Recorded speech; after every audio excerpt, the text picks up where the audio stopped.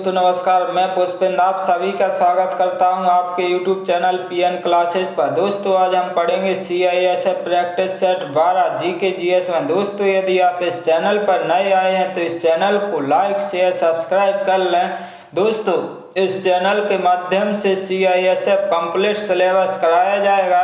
दोस्तों देखते हैं CISF भर्ती 2022 CISF ASI steno HC head constable GK या जीएस प्रैक्टिस सेट है आपका 12। इसमें आपको दोस्तों PDF फ्री में प्रोवाइड कराई जाएगी। इसके बाद दोस्तों देखते हैं परीक्षा में हर बार पूछे जाने वाले प्रश्न लिए गए हैं। इसके बाद 100% सफलता की गारंटी दोस्तों, 100% सफलता की गारंटी। इसके बाद चलते हैं प्रश्नों की ओर, देखते हैं प्रश्नों को। दोस्तों इस प्रैक्टिस सेट का प्रश्न पहला है, ब्रह्म समाज के संस्थापक कौन है? ब्रह्म समाज के संस्थापक कौन है? दोस्तों इसका सही आंसर होगा आपका ऑप्शन नंबर बी, राजा Ram Mohan Roy. Option number B आपका सही आंसर हो जाएगा। इसके बाद अगला प्रश्न देखते हैं। अगला प्रश्न है आपका, जब ईस्ट इंडिया कंपनी का गठन हुआ था उस समय भारत का मुगल बादशाह कौन था? दोस्तों तो इसका सही आंसर होगा आपका option number D, Akbar. Option number D Akbar थे। आपका सही आंसर ऑप्शन नंबर डी हो जाएगा। इसके बाद अगला प्रश्न देखते हैं। अगला प्रश्न है आपका, निम्नलिखित रोगों में से कौन एक वायरस द्वारा होता है? दोस्तों इसका सही आंसर होगा आपका option number B, hepatitis. Option number B आपका सही आंसर हो जाएगा। दोस्तों रोगों से संबंधित सभी याद कर लें दोस्तों आपके। इसके बाद है आपका प्रश्न क्या है, इंसुलिन एक प्रकार का ... क्या है दोस्तों? तो क्या है दोस्तों इसका सही आंसर आपका ऑप्शन नंबर बी, हार्मोन। क्या इंसुलिन एक प्रकार का क्या होता है? हार्मोन होता है। ऑप्शन नंबर बी आपका सही आंसर हो जाएगा। यहाँ पर क्या हो जाएगा? बी सही आंसर हो जाएगा। इसके बाद अगला प्रश्न देखते हैं। अगला प्रश्न है आपका, कोणार्क का सूर्य मंदिर किस राज्य में स्थित है? दोस्तों इसका सही आंसर होगा आपका ऑप्शन नंबर डी, उड़ीसा में है। ऑप्शन नंबर डी आपका सही आंसर हो जाएगा। दोस्तों ये भी आ सकता है कि कोणार्क का सूर्य मंदिर किसने बनवाया था? इसके बाद अगला प्रश्न है आपका, अगला प्रश्न है, भारत छोड़ो आंदोलन 1942 में किस महीने में शुरू किया गया था? दोस्तों महत्वपूर्ण प्रश्न है दोस्तों, किस महीने में? आपका सही आंसर होगा ऑप्शन नंबर ए, अगस्त। ऑप्शन नंबर ए अगस्त में। ऑप्शन नंबर ए अगस्त 1942 में शुरू किया गया था। इसके बाद अगला प्रश्न देखते हैं। अगला प्रश्न है आपका, भारतीय अंतरिक्ष कार्यक्रम का जनक किसे कहा जाता है? दोस्तों इसका सही आंसर होगा आपका option number B, Vikram Sarabhai. Option number B आपका सही आंसर हो जाएगा। Option number B Vikram Sarabhai को भारतीय अंतरिक्ष कार्यक्रम का जनक कहा जाता है। इसके बाद अगला प्रश्न है आपका, विश्व पर्यावरण स्वास्थ्य दिवस प्रतिवर्ष किस तिथि को मनाया जाता है? दोस्तों किस तिथि को मनाया जाता है? तो इसका सही आंसर होगा आपका ऑप्शन नंबर बी, 26 सितंबर।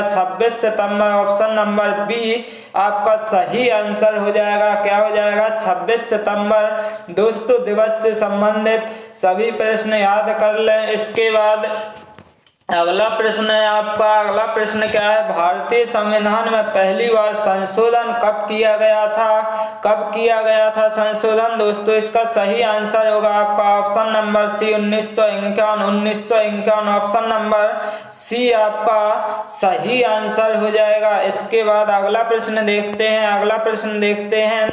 निम्नलिखित में से किसका सोनोग्राफी में प्रयोग होता है? दोस्तों सोनोग्राफी में प्रयोग होता है। दोस्तों इसका सही आंसर होगा आपका ऑप्शन नंबर डी, पराश्रव्य तरंगा। ऑप्शन नंबर डी आपका सही आंसर हो जाएगा पराश्रव्य तरंग। दोस्तों जितने प्रश्न लिए गए हैं सभी इम्पोर्टेंट हैं, इसलिए आप सभी याद कर लें। इसके बाद अगला प्रश्न देखते हैं। अगला प्रश्न है आपका, नीति आयोग का पदेन अध्यक्ष कौन है दोस्तों, कौन होता है?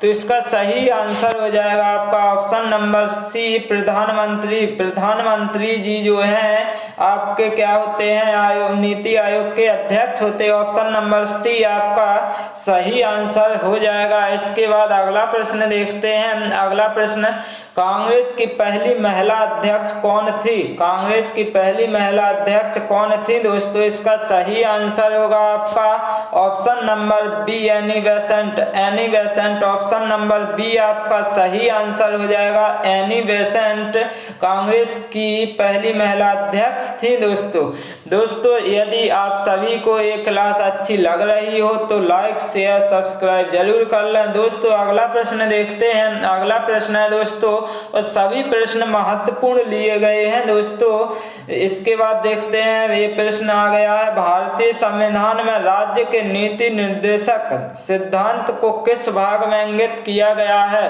किस भाग में इंगित किया गया है दोस्तों? इसका सही आंसर होगा आपका option number D. Option number D चौथा भाग ऑप्शन नंबर डी आपका सही आंसर हो जाएगा। इसके बाद अगला प्रश्न देखते हैं। अगला प्रश्न क्या है दोस्तों, सभी प्रश्न परीक्षा की दृष्टि से अति महत्वपूर्ण है दोस्तों, इसलिए आप सभी ये प्रश्न सभी याद करें। इसके बाद ओजोन परत किन विकिरणों को रोकती है? किन विकिरणों को रोकती है दोस्तों? इसका सही आंसर हो जाएगा आपका ऑप्शन नंबर ए, परावैंगनी विकिरण। परावैंगनी विकिरण ऑप्शन नंबर ए दोस्तों सही आंसर हो जाएगा। इसके बाद चलते हैं अगले प्रश्न की ओर। अगला प्रश्न है आपका, लोकसभा और राज्यसभा की संयुक्त बैठक किसके द्वारा आहूत की जाती है दोस्तों?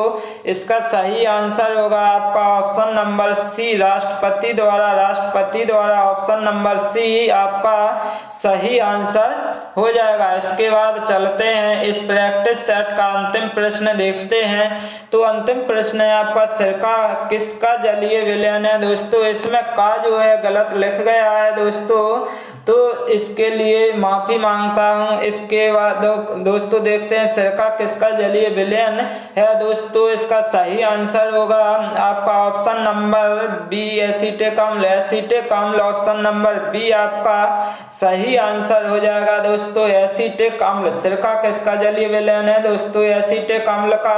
दोस्तों एसीटिक अम्ल का फॉर्मूला भी पूछ सकते हैं। इसके बाद दोस्तों नींबू का अम्ल है, ये सभी पूछ सकते हैं दोस्तों परीक्षा में, इसलिए ये सभी आप याद करके जाएं दोस्तों। यदि ये क्लास आप सभी को अच्छी लगी हो तो लाइक शेयर सब्सक्राइब कर लें। Okay, thank you guys.